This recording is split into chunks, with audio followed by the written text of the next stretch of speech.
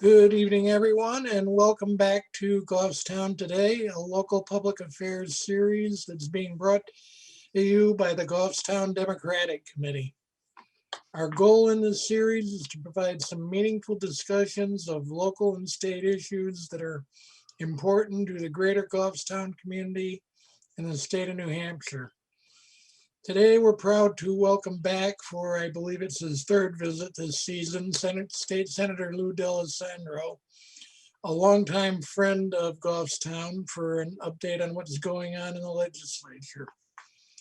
Senator D'Alessandro has represented District 20, which covers Goffstown and several wards in Manchester since 1998, and is currently the longest serving member of the New Hampshire State Senate. This year he's beginning his 12th term in office. Senator plays a key role in New Hampshire's finances. He's a former chairman of the Senate Finance Committee, a current member of the state's capital budget and finance committees, and vice chairman of the Ways and Means Committee. There's a lot to talk about, Senator, but I'd like to start out with the House's decision this week to hold off on the education voucher bill. Seems to me it's only delaying what's inevitably going to be a very contentious kind of debate. What are your thoughts, sir? I think you make a very good point. House Bill 20 is the piece of legislation that you're talking about. And it was the ultimate voucher bill, because indeed it would have given a voucher to almost anybody that wanted one, even people who were doing homeschooling. So it would have revolutionized how we deal with public education in the state of New Hampshire. And indeed, I think it would have been the beginning of the end of what we know of as public education. People taking this money and sending their children to private schools, charter schools, or keeping them at home and getting paid for it. I mean, that's to me the beginning of the end of public education. And let's refer specifically to Goffstown, where we have a wonderful education system, K through 12. Our students do well. The success rate is high. They test well. They get a quality education. And why should this all be taken away? Why should we destroy this? Well, some people don't believe in public education. And as a result of that, you get these discrepancies that appear from time to time. And they were led certainly by the Secretary of Education at the national level, who's now gone. And the voucher system, the charter school system, was a key to that individual. And that individual worked on that and spread that word and made that her policy. And as a result of that, we had the voucher bill come here to New Hampshire. Now, fortunately, that bill is being held in committee, and I think it's where it belongs, held in committee.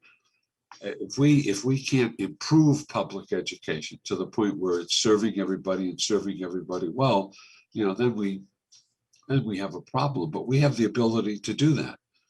And as I said, the Goffstown system, K through 12, is a very solid system. Our university system is a very solid system. Sure, every system needs to be improved. There are changes. Look at what COVID has done to the education system. We talk about hybrid models. We talk about going to school, not going to school. I mean, all of these things have had a profound impact on public education. And what's the new normal going to look like when we come out of this? Well, first of all, we're going to fix our buildings. Our buildings are going to have better ventilation. We're going to take antiquated buildings and we're going to renovate them. We're going to fix them, and we're going to have to make changes and build some new ones. And I think everybody realizes that that's the way it's going to be as we move forward. And certainly some virtual will take place. Some students learn very well virtually. And as a result of this period of time, and remember, these kids have lost a year of their lives as far as education is concerned. in that social interaction that takes place. We're social animals. We need that socialization.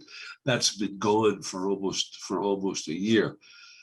If you're in the K through 12 situation or the K through 3, what if you're not reading at grade level by the 3rd grade? What does that mean? You're going to have to be reading at grade level by the 4th grade now because you missed out on a year. So there are a lot of problems associated with this. But the wake-up call is here, and we've got to do better. We know that, and we're capable of doing that. But House Bill 20 is not doing anything better. It's creating a situation that's, in my opinion, totally uncalled for. And I'm glad the House retained the bill.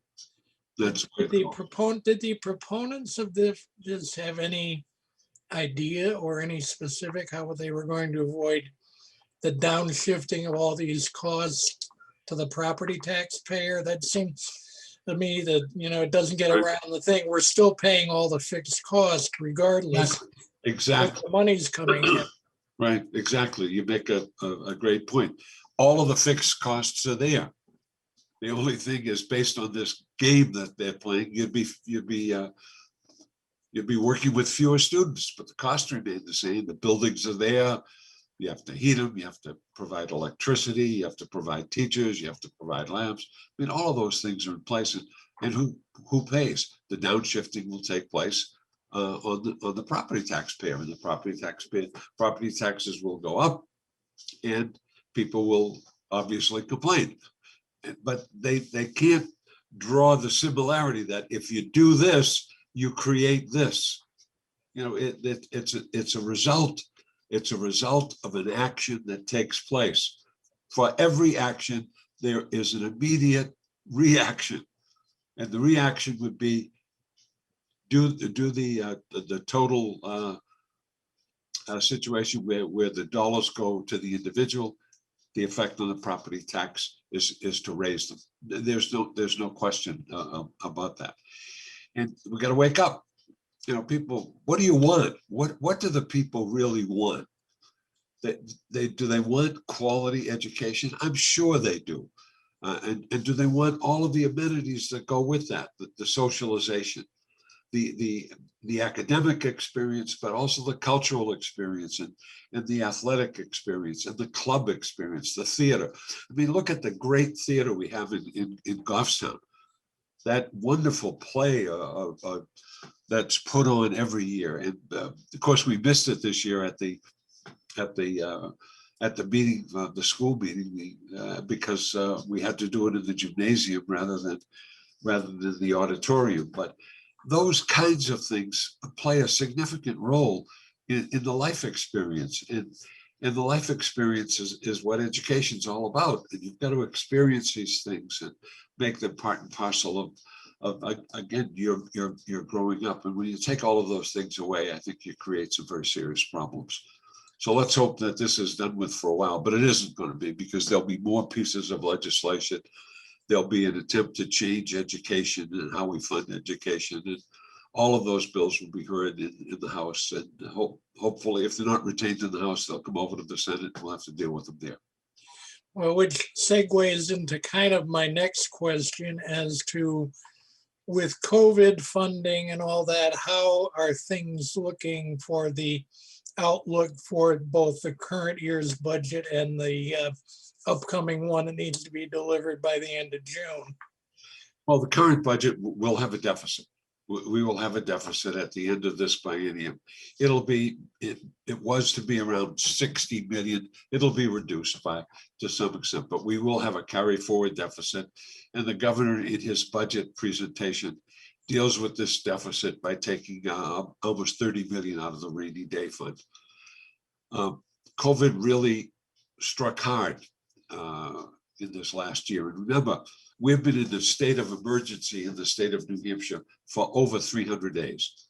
And come the second week in March, we will have hit 1 year that we have been in a state of emergency.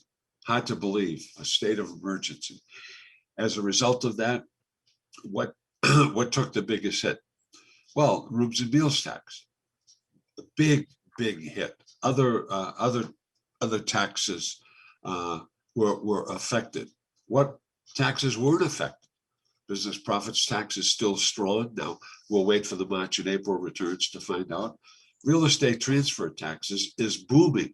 People are paying more for homes than the asking price, 20% above the asking price in many instances. And the real estate transfer tax has been extremely successful in terms of helping to balance the operating budget. But I think that the big hit has come in the rooms and meals area, way underperforming. And that's a significant tax for the state of New Hampshire, a very significant tax. So we'll have a deficit by virtue of our state law. We have to balance this budget before we go into the next biennium, and we will close with a deficit. Now, as we look forward to the next biennium, the governor presented his budget. It's a very interesting budget. The Senate will get it after the House goes through it. I've had a cursory look at it. There are some things in there that astound me, but we'll have to look at them and go through them and make sure that we do what's right for for our communities. Now, in the last budget, we had 20 million a year in municipal aid, and that municipal aid could be used in the communities for anything they wanted to use it. Each community got a share of it. I've got a piece of legislation in this year that provides 20 million a year for the communities, but says that 60% of it should be used to abate property taxes. And people say, why did you do that? Because when people come and appear before the legislature, what's their basic complaint? It's property taxes. It's the rising property taxes. So in answer to constituent complaints, this piece of legislation said, what you complain about most, we're going to try to deal with. We send this money back to you, but 60% of it should be used to deal with property tax escalation. And that seems to me to be the answer to what people want. So let's hope that happens. But in answer to your question, we will have a deficit. That deficit will be taken care of. The rainy day fund will be tapped for about 30 million. There's 115.9 million in it now, so we'll still have a decent balance. Remember, we started a few years ago with $9 million in the rainy day fund, the revenue stabilization account. We got it up to 115.9. We'll take some from it for this one, this budget, but we'll move forward and hopefully continue to build the revenue stabilization account, because it's very important. Well, you said the governor's budget was, I believe, interesting was the word that you used, probably meaning the typical rosy revenue predictions. Well, his revenue predictions are, I think, are fairly high. We'll be dealing with those, and the Senate has the last look at revenues, because we look at revenues after the March and April revenues have arrived. Those are the big months for the state of New Hampshire. So we'll have a chance to look at those. And the governor makes a series of very significant proposals. For example, in the trailer bill, which is called House Bill 2, governor sets aside $10 million to deal with efficiencies that were generated by a study that was done in the area of health and human services. Now, we haven't seen the study, the results of the study, but this $10 million is to implement these recommendations that supposedly are going to save money. Now, that study was paid for with COVID money, and I haven't seen the results of it, but there's $10 million set aside in the budget to implement the efficiencies that were included in that study. And we haven't seen the final version of House Bill 2, because it's constantly changing. We thought we were going to get it last week. Now we'll get it a week from now. I got a copy of it. Ken Weiler, the chairman of the Finance Committee in the House, allowed me to get a copy of the unofficial House Bill 2 to look at. I thank him for his courtesy in allowing me to look at it. It's the final version that will be very important for us to look at. Revenues, we come out of this thing in better shape than many other states. There's a little annotation in the budget that has $40 million in COVID money for the Department of Transportation. That money will be used to keep the Department of Education going because of the fact that road toll revenues are down, toll revenues are down. I'm talking about gas tax revenues are down. The turnpike revenues are down. Ancillary revenues are down, and we have to deal with all of those things. And you've probably seen the price of gas in the last couple of days. It's like $2.80 a gallon, $2.79 a gallon. At the beginning of the COVID crisis, it was $1.80. So you know what's happening, and you know that people are putting fewer miles on their cars because they're not traveling. They're not traveling as much. And for the first part of the COVID disaster, they weren't traveling at all. So we weren't receiving revenues from the gas tax. It's other things come into play as time moves on. We have a big loan from the federal government, the TIFIA loan, and the TIFIA loan allowed us to pave rural areas, and we took a lot of money, and we have to pay that money back, and that payment begins, and we were going to use the 4 cents increase in the gas tax to pay for that. And once you do that, think of the money you take out of the stream to fund DOT that was generated by that 4 cent increase in the gas tax. So we got a lot of things to think about. Balancing books is not easy, and at this time where there are so many, we're moving to the new normal. So many unforeseen situations that we have to deal with. And as I said, we have been more fortunate than most states. We really have. The virus was under control. We lost 500,000 lives over this country. That's more lives than we lost in World War I, World War II, and the Vietnam War. We handled this virus poorly. In New Hampshire, I think we did a better job, but nationally, we handled it poorly because the people in charge said that it wasn't a problem. Well, it was a problem. And think of that, 500,000 lives lost. And how do you move forward into the new normal? We talked about education. Well, what about working conditions? What about the condition of buildings in terms of air handling and things of that nature? We've got a lot of things to think about as we move forward, and we all got to get vaccinated. I think that's the real key, because herd immunity will save us. We've got to wear our masks. We've got to keep our social distance. We've got to get vaccinated so we have herd immunity, and we have to move forward. I mean, all of these things are paramount if we're going to succeed in moving out of this very critical situation and creating the new normal, which we all want. We all want to get things back to where they were. They're going to be a little different, I can tell you that. You have a resounding amen from here, Senator. Well, thank you. Let me just for one moment, you mentioned some of the governor's other proposals. As an educator, his idea to combine the university system with the community college system and make one big happy family out of everything. Are you in favor? Are you neutral? What are your feelings about it?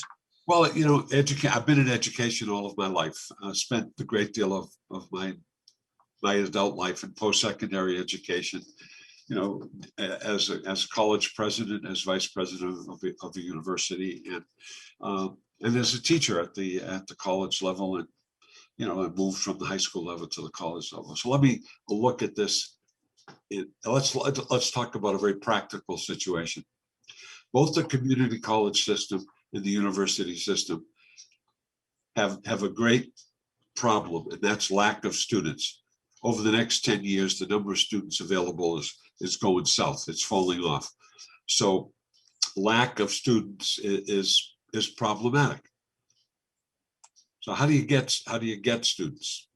You entice more New Hampshire students to go on to post-secondary education. So you increase the rate of the number of students who go on to post-secondary education and remain in state.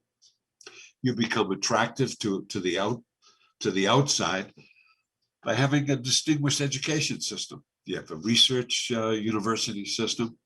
You have a university that's offering programs that are very attractive and have good jobs associated with them as they leave the environment. Well, how do you do that? How do you do that?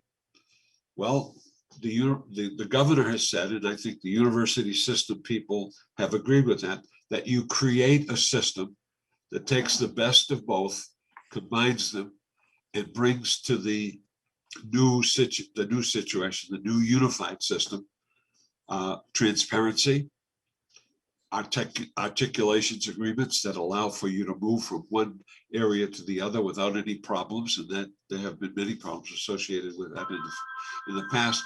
But what you do is you create efficiencies, and we all want efficiencies. Efficiencies lower operating costs and increase the benefit. I've talked to Jeremy Hitchcock, who's the chairman of the Board of Trustees of the Community College System. I've talked to the chairman of the Board of Trustees of the University of New Hampshire system. One group has a very positive attitude towards this amalgamation. The other group is a little skeptical. So we'll see how it all works out. I'm for anything that benefits the people of the state of New Hampshire, benefits the students, benefits the workforce, and has a mutual benefit in terms of cost savings, so you can maintain an affordability situation for a person seeking their education. Now, we have some great programs in the community colleges. The workforce associated programs that are at Manchester Community College, they're vital. They're very important. People want HVAC. They want people who are trained in HVAC. They want plumbers. They want electricians. All of these things are very important to the economic viability of our society. How do you incorporate those? How do you maintain those in a university system that encompasses both the community colleges and the quote unquote former university academic situations? Well, we got to work at it. Now we got some models to go by. Connecticut's done this, Maine has done it, Minnesota has done it, and Alaska has done it. Some have done it well, some haven't done it well. We ought to learn from those experiences. But I think it's something we have to look at. We really don't have a choice. Governor has it in his budget. The train has left the station. It must take place in the second year of the biennium. So if it's going to take place, let's do it right. And let's look at what others have done, try to take the best out of that and eliminate the pitfalls that always come when you do things like this. So we got a lot of work ahead of us. There was going to be great debate in the legislature because there were those who for this and those who are against it. But at the present time, the University System Board of Trustees, our former governor, John Lynch, came out very strongly in support of this. Many of the trustees from the university system have come out for it. Some trustees from the community college system have come out for it. So the proof will be in how it's done and what the ultimate results will be. Some people think that Maine did it pretty well. Well, we'll see. We'll see. I don't think Connecticut did it very well. Certainly, Alaska didn't do it very well. Minnesota didn't do very well. So, got a lot to look at, Lynn. A lot to look at. Although it doesn't solve at root of it, New Hampshire's even more basic problem about support for education and the fact that we are one of the most expensive places in the country or in-state education. Unfortunately, looking at my timer, that's probably a discussion for another time as we're Yes. getting to the last couple of minutes. I knew we'd have plenty to talk about today, Senator, so we want to thank you very much. If you've got any closing remarks other than wear your mask and wash your hands, Right. Well, please wear your feel mask, free. wear your mask, wash your hands, keep safe distance, get vaccinated because herd immunity is going to save us. And think about good things. Think about how we can help one another. And I think we got a great town in Goffstown where that has taken place. But remember that there are homeless people who need your help. There are people who need to be fed, who need your help. And there are just so many people who need other people. They need that helping hand that's always there. And this town has always been willing to do that. So I've been privileged to represent you in the Senate. I want to keep going as your senator, and I want good things to happen for all of the people in our state and in our country. And we can never lose hope. And I think hope springs eternal. I've got great hope and great anticipation that we're going to do things right as we move forward. So Len, thanks for the opportunity to be with you. It's an honor and a privilege to be spoken with by such a distinguished individual. So thank you, Len, and appreciate it. You flatter me, Senator. Thank you very much for participating again today, and you're welcome back at any time. Thank you. Thank you very much. Thank you, folks, for watching today. You can watch these programs here on GTV. You can find them on our Goffstown Democrats YouTube channel or on our Goffstown Democrats Facebook page. Please feel free to like them, share them widely with your friends. Thank you very much and have a good evening.